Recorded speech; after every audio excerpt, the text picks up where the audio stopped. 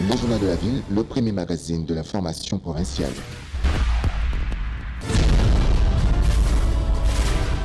Tout de suite, le journal.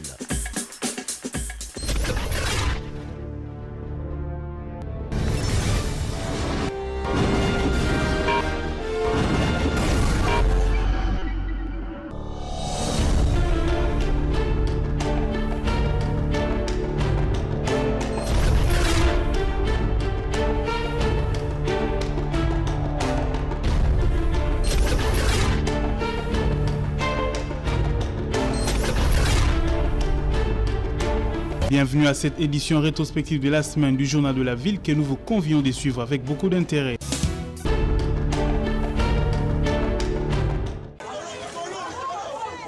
C'est aux alentours de 12 h que cette boutique de produits cosmétiques et divers a pris feu, située sur l'avenue Bangala au quartier Boma, dans la commune de Kimbanseke, en face de l'hôpital Kimbangiste. Les jeunes de ce quartier ont tenté d'éteindre cet incendie qui s'est déclaré en plein jour à l'aide de l'eau stagnante du caniveau. L'union faisant la force, c'est au bout de quelques minutes que le feu a été maîtrisé. Aucune perte en vies humaines n'a été signalée, seuls les dégâts matériels importants. Selon les témoins trouvés sur place, les courts-circuits et le manque d'électricité seraient à la base de cet incendie.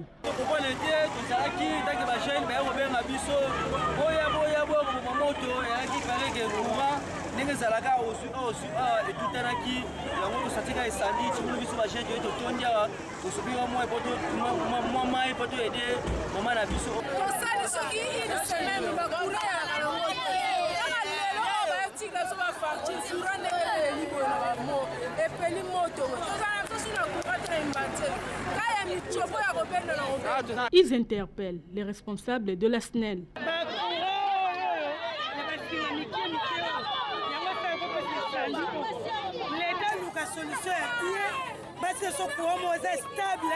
de façon que ma cambo est comme la ceux qui m'événement aux Salama pour la manquement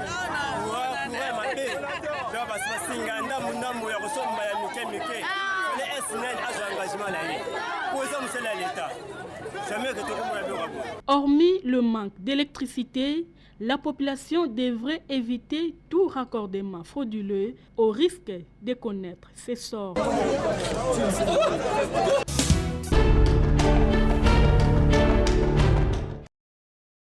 Les professeurs de l'université de Kinshasa ont déclenché un mouvement de grève sèche le mercredi 7 août dernier. Ils accusent le gouvernement de ne pas respecter ses engagements pris en novembre 2018. Cette décision de grève a été prise à l'issue de l'Assemblée générale de l'Association de professeurs de l'université de Kinshasa à Poukin, tenue le mercredi dernier sur le site du campus de cet alma mater. La Poukin décide de la cessation complète de toutes les activités académiques, scientifiques et pédagogiques à l'UNKIN et partout ailleurs jusqu'à la satisfaction totale des revendications des professeurs, a déclaré le rapporteur de cette association, le professeur Michel Makaba.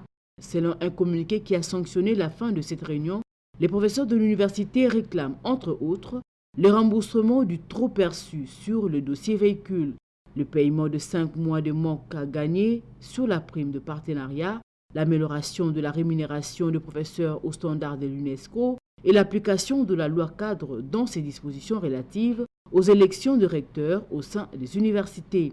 La Poukin affirme constater avec regret un manque de volonté politique côté gouvernement, ce malgré le multiples demandes menées en vue de rencontrer le chef de l'État, Félix Antoine Tshisekedi Tshilombo. Rappelons que ces mêmes revendications ont été à la base de plusieurs grèves des professeurs de l'UNKIN depuis l'année académique 2017-2018.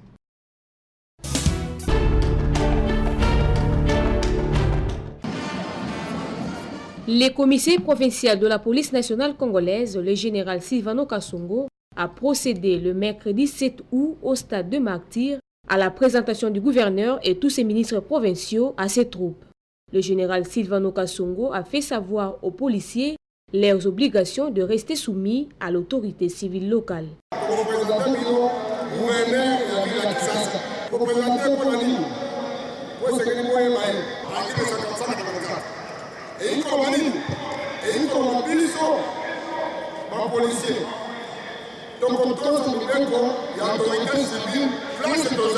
Il a en outre retracé les parcours du patron de la ville-province de Kinshasa.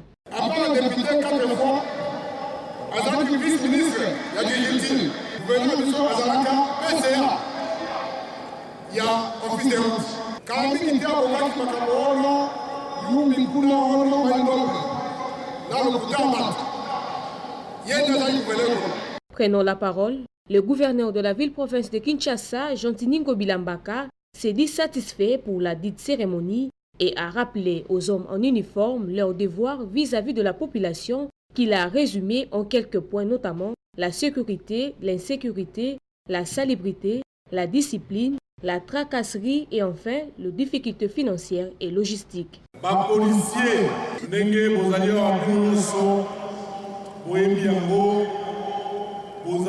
pour la sécurité, il y a population, mais dans la mission où l'État a pécipino, et vous avez l'obligation, il y a pour ça la mission, on a Nengue et Koki, na Botosi, Nyonso. Notez que cette présentation est l'application de l'article 184 de la Constitution de la RDC. Ceci fait, la police et le commissariat provincial doivent se mettre à l'œuvre.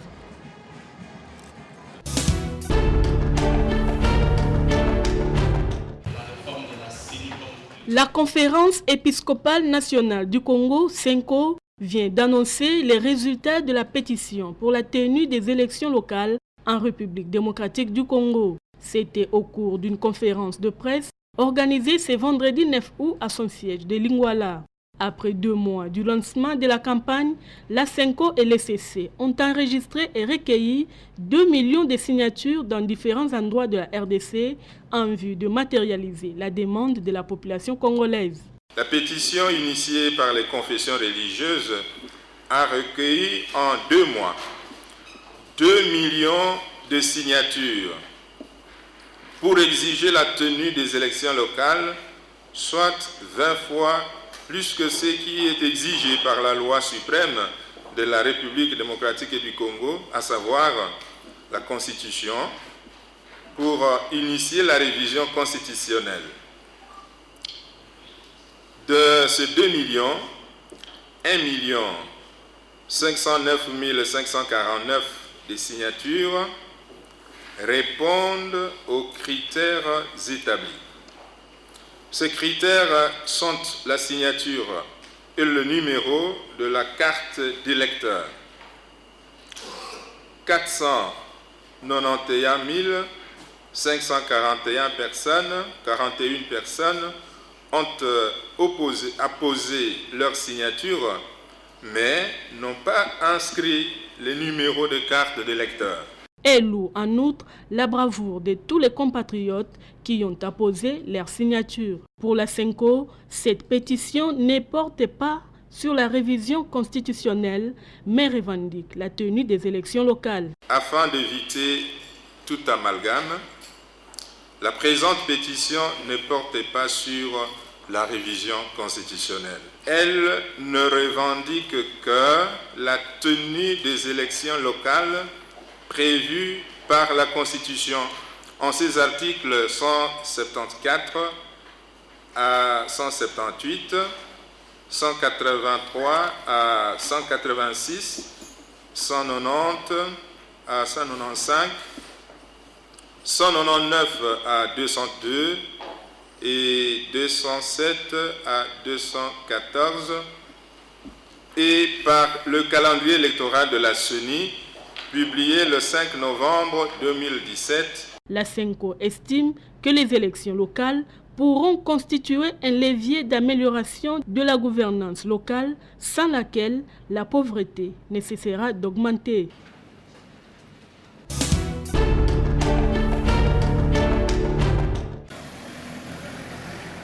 Dans le but d'encourager la jeunesse quinoise à opter pour les options techniques aux humanités, le ministre provincial de l'Éducation, Charles Mbutamuntu, a effectué une descente dans diverses écoles de la ville pour se rendre compte de l'état dans lequel serait ces établissements techniques avant la reprise des activités scolaires prévues en septembre prochain. La visite a débuté à l'Institut technique professionnel de Ngalima, puis à l'Institut technique industriel de la Gombe, par après à Litibumbu, passant par le complexe scolaire Boigna à Kalamou, pour chuter à l'Institut de techniques agricoles de Montbélé, ITA, à Limete. Partout où le ministre est passé, il a fait des constats et a énuméré quelques difficultés, notamment la vétusté de matériel didactique. Nous avons organisé cette descente sur terrain, donc les différentes descentes, pour essayer de mieux percevoir la situation de terrain. Vous savez, lorsqu'on gère des entités, il faut bien maîtriser les problèmes ainsi que tout ce qu'il y a comme difficulté et afin de chercher à redresser.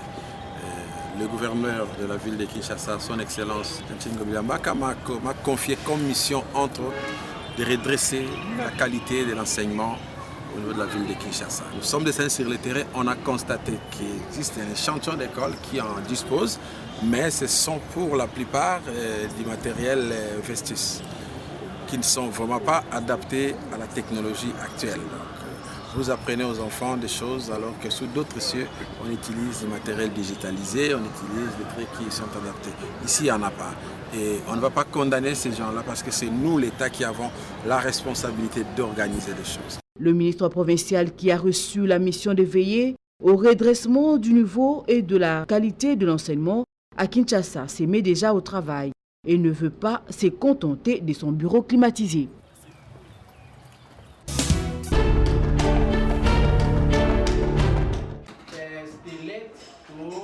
Les organisations de la société civile spécialisées sur des questions de participation citoyenne, de contrôle de la gouvernance et d'accès à l'information, à savoir les réseaux d'éducation civique au Congo, l'Observatoire des dépenses publiques et le collectif 24 ainsi que le ROC 24, qualifient la taille du gouvernement cash FCC d'éléphantesque et budgétivore.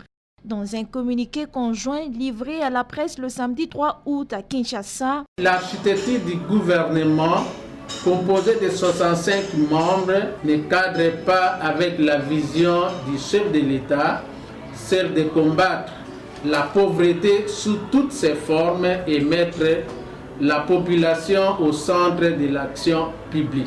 Cette architecture budgétivore risque de porter un coup dur à l'organisation des élections locales et à la mise en œuvre de la politique de la gratuité de l'éducation, le financement du plan national d'investissement agricole. On assiste à un partage du gâteau entre politiciens au lieu et place de partage du pouvoir fondé sur un programme commun de développement social et économique.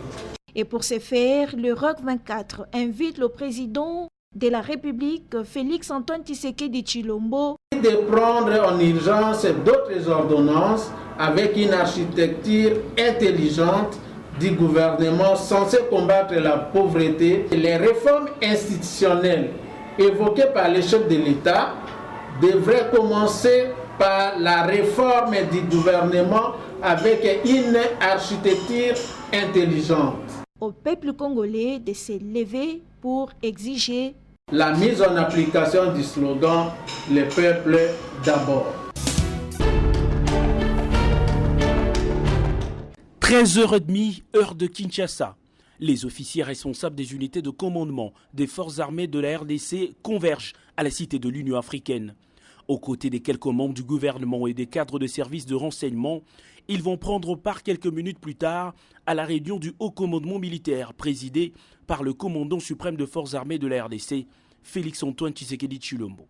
Sur la table de discussion, deux dossiers sécuritaires de grande importance. Le premier, c'est celui de Béni, avec l'insécurité qui prend de tournures inquiétantes. Après avoir suivi avec attention le point de la situation tel que présenté par le chef d'état-major général, le chef de l'État a donné des instructions fermes pour mettre fin à cette situation dans le plus bref délai. Pour enrayer cet état de choses, le chef MG a présenté au chef de l'État le programme, le plan d'action les stratégies mises en œuvre pour mettre fin à cette situation. Pour mettre fin à cette situation, il y a des préalables. Les préalables, c'est que le gouvernement doit donner les moyens nécessaires à l'armée pour que les stratégies mises en place soient immédiatement, sur instruction du chef de l'État, mises en application. S'agissant du banditisme urbain et insécurité dans le Congo central, à Kinshasa, au Kasaï oriental et au Kasaï central, des décisions ont été prises pour que la police ait de moyens nécessaires pour intervenir à temps et éradiquer ce phénomène.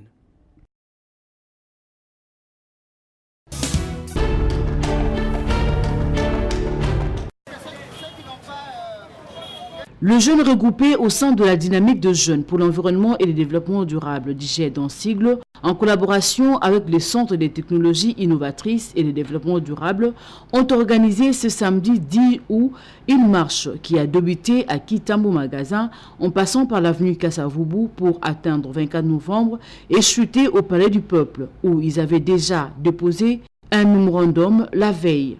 L'objectif de cette organisation était de faire passer un message pour dire non à toute initiative visant à désaffecter ou déclasser le parc national de Salonga et Virunga ou une de leurs parties pour l'exploitation du pétrole au préjudice de l'humanité et de la communauté locale en RDC. À la fin de cette marche, Rigobert Mola a lu une déclaration. Nous, jeunes Congolais, œuvrant au sein des différentes organisations de la société civile environnementale, les jeunes universitaires, étudiants et activistes de l'environnement, réunis au sein de la dynamique des jeunes pour l'environnement et le développement durable d'IGED en cycle, sommes ceux qui vous dites toujours que la jeunesse est l'avenir de demain. Conscient que cet avenir doit se préparer aujourd'hui et maintenant, tout prenant en compte, il revient au gouvernement de pouvoir valoriser les différents services qui rendent nos forêts sur le plan climatique pour l'humanité, le bien-être de nos communautés locales et peuples autochtones. La RDC, notre pays, comme deuxième puissance écologique mondiale. Par conséquent, nous veillerons à cette position et resterons favorables à toute initiative respectueuse de la nature au profit de toutes les générations.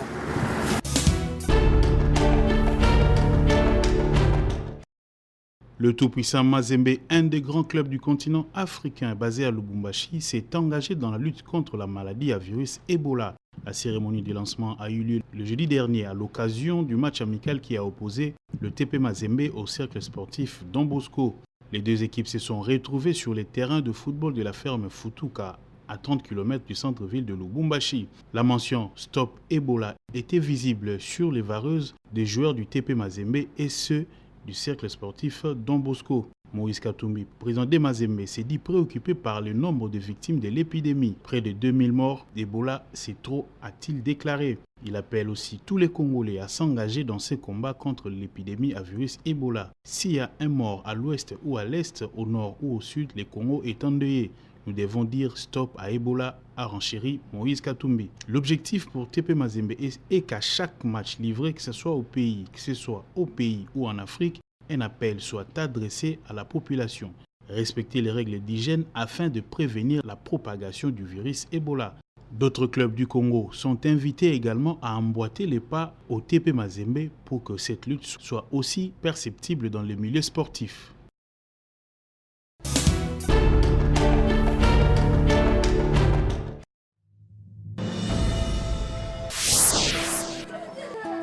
Qui t'a frappé? Personne. Mais alors? Mais ça confondit mes points. Montre-moi les bulletins. Oh! 20%! Ton maître va me sentir.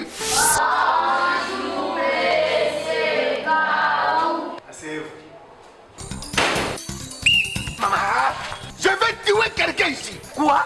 Je vais faire le génocide scolaire. Je ne comprends pas. En regardant cet enfant, est-ce qu'il mérite 5 points?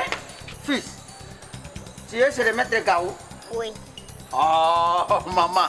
Ayez vos apaisements, c'est mon ami. Ah, venez.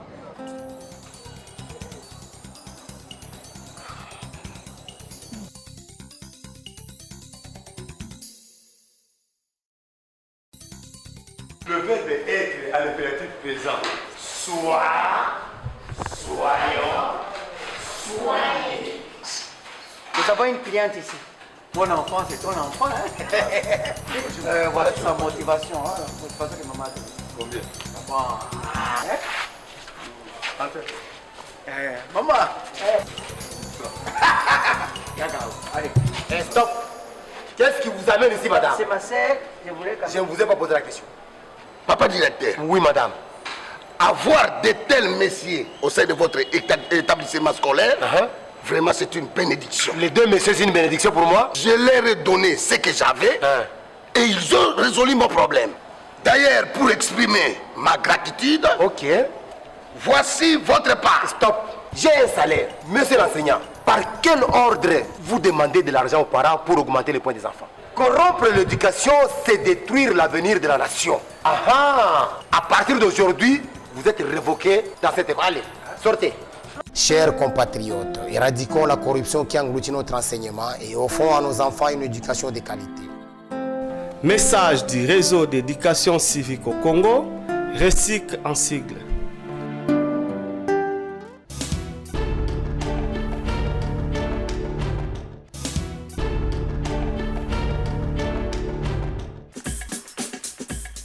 Fin de cette session d'information rétrospective. Merci de l'avoir suivi et déjà bon début de semaine à tous.